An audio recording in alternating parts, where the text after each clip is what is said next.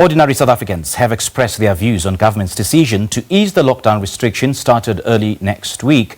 President Cyril Ramaphosa announced earlier this evening that the country will move from alert level 3 to alert level 2 from Monday midnight. Let's take a listen at what people had to say. I really feel like it's 2010 World Cup right now. The president has just announced that, like we can go back to normal. It's been 5 months of hell for a lot of South Africans. And I really feel it is a really exciting time in the country to get our economy back on track.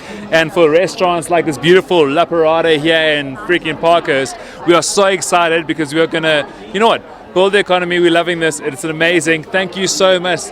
We're very happy about our president. Thank you so much for finally stepping up, man. We're just so happy about the announcement. We are very excited for all our friends that own small businesses that can operate now, and for all the companies that have been suffering because of the lockdown, especially the entertainment industry. A lot of our friends are artists that have suffered through this without any income for 4 months, so we are very happy for them. Yeah, I think, as South Africans, we've willfully and without much hesitation done our part. And it's great that we're finally, sort of seeing a bit of a drop in the infection rates and a bit of a reward and all of that. We're grateful to our president for reducing the lockdown and all of that. I'm so happy because I'm just not happy about the fact that we still have to stay at home until 10 p.m. I mean, we have to stay out until 10 p.m. But I'm excited. At least we have access to our alcohol, and then we can see our families and we can travel. So that's quite exciting. As a business, I think Cyril's announcement has been amazing to us. We'll start being able to trade a lot more normally and start to benefit from what we do as a business in terms of entertainment, in terms of what we do here. And I'm excited to see where we're going to go from this. Lockdown has been heavy, especially on the restaurant industry, and I think this is time now for us to shine, to adhere to the rules that have been set aside, to adhere to what needs to be done in terms of social distancing. The alcohol ban has been lifted to a point, and as a restaurant, we now have the opportunity to do what we need to do and prosper.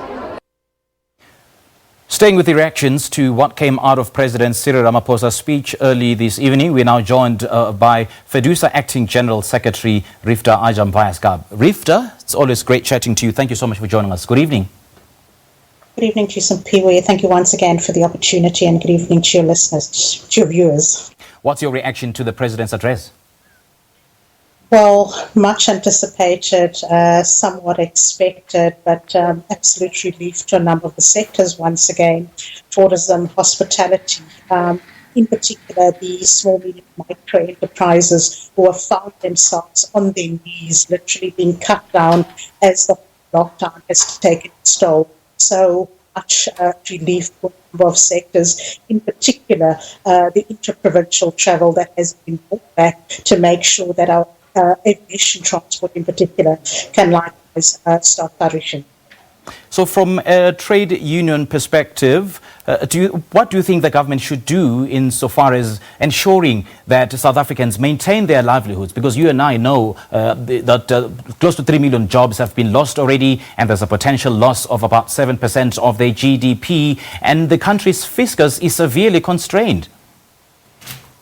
Simpiwe, absolutely spot on. I think a lot more pressure is required now, and through our collective discussions in chambers, the pressure has been mounted. We believe that government has and must take its responsibility absolutely seriously.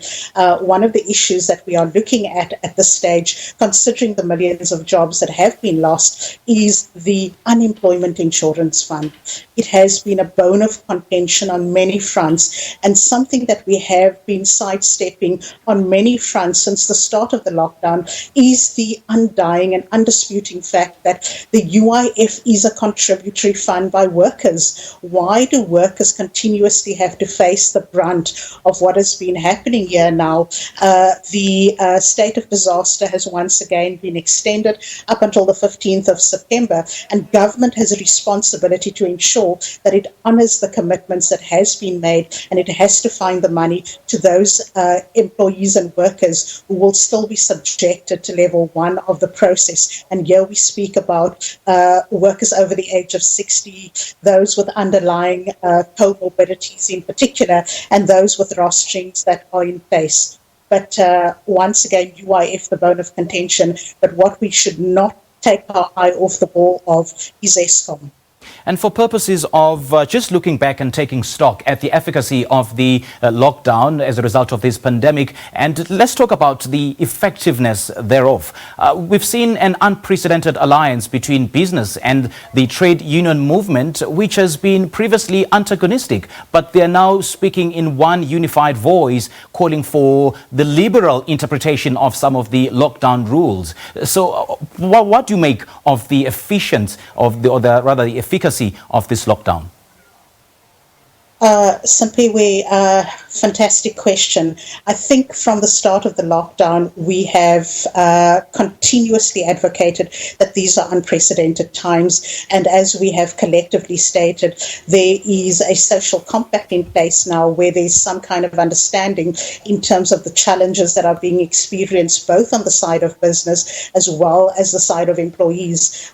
We have both been hamstrung by many challenges, but it is our collective ability to take this matter forward at this stage. Specifically, as we go back, we have to remain completely vigilant in terms of the safety protocols that have once again been hammered. So as we go back, we need to ensure that the compliance factors are in place so that we do not reverse the gains that have been made by the lockdown. It would be an absolute travesty for us to go back and to endure the very challenges that have been brought about by the lockdown.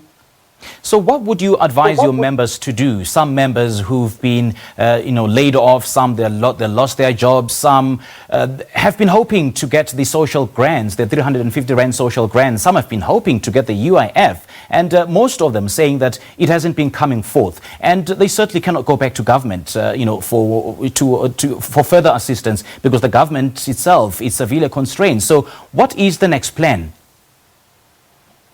Simply, we remain unapologetic on the fact that, our members have been absolutely desperate.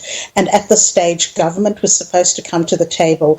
The stimulus packages that were announced and the many various, aspects that had to be unlocked in order to ensure that there is a soft landing. So government needs to make sure that it fast tracks and it puts in place the necessary infrastructure to ensure that our people are able to access, that our people are not left more poverty-stricken than what they already are. And as such, as we move forward, we have already put in place monitoring mechanisms to ensure that we advance these aspects, because clearly this is too an important situation to leave in the hands of one oversight body in itself. So with unprecedented times, we are ensuring that not only do we call for responsibility by our members, but to allow them to be the eyes and the ears as well, because this is a two-way street at the end of the day, and their services and their productivity will ensure that South Africa can restore its competitive levels that we have seen prior to the lockdown levels, and the necessary urgency for the government to advance on these issues now remains critical. So the intervention as well as the ability of Labour to move in the direction to ensure that there hasn't been exponential casualties in the process has been absolutely phenomenal.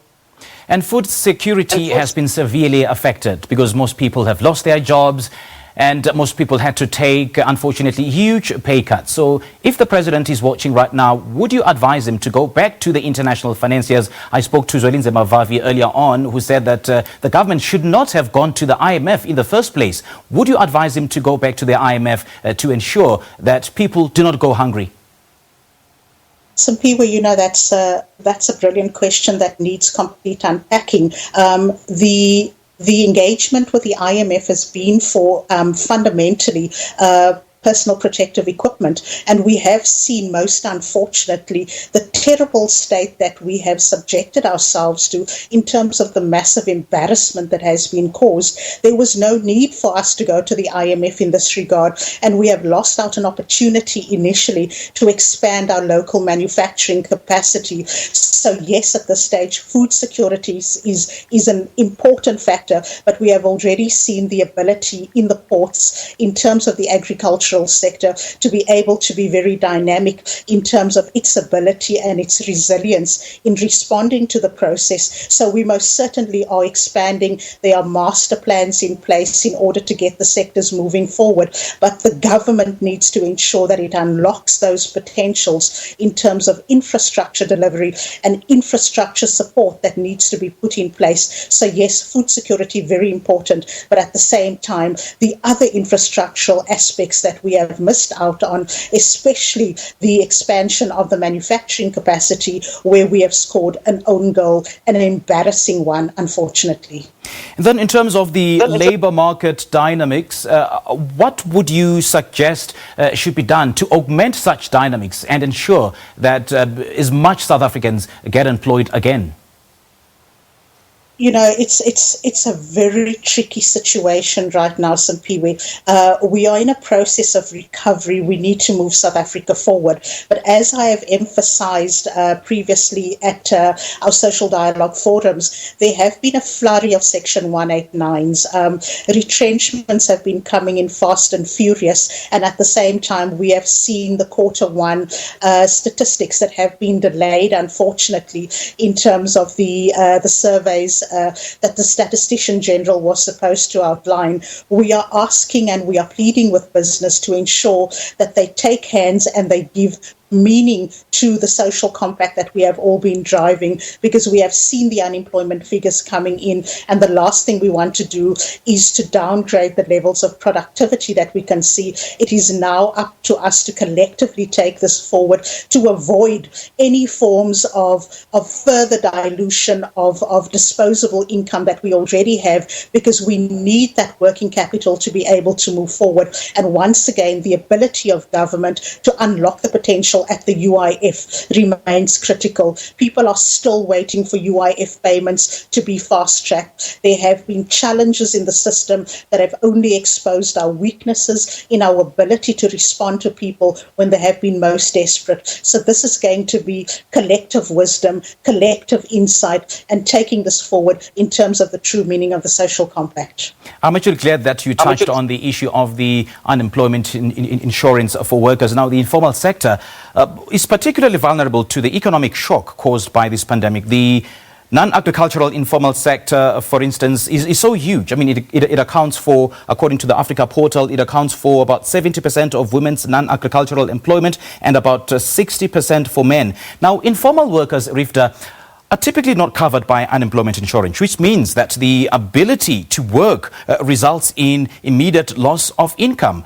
Any strategy put in place to circumvent this particular issue?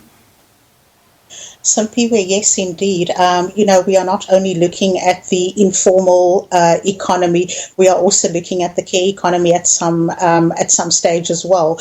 But the most important thing that we have to understand once again is that we are fantastic policy makers, but we are lacking on the implementation phase. We have a legislative framework currently now, and I speak here specifically about the Unemployment Insurance Amendment Bill that is still waiting enactment in Parliament. If we had moved with the necessary speed and conviction to get that process going through, we would have had that liquidity that we require now by virtue of the public servants contributing to the process, by bringing on board the informal economy. And here we speak about not only in terms of the national minimum wage as well, where we talk about domestic workers, farm workers in particular, both seasonal and non-seasonal workers, to make sure that the disposable income and the social security aspects on that matter could be escalated and expanded so that the impacts of the hard lockdown could not necessarily have been as crippling. But government needs to move with urgency to ensure that we create the framework, that we can augment the various policy funds that we have in place already, so their inability to drive on processes has somewhat put us on a back foot. So that legislative ability to drive it forward must be considered with absolute urgency and vigilance in order for us to be able to once again put in place bolstering processes that will allow us to move forward. All right, Riefdah, we thank you so much for such an enlightening conversation. We appreciate your time.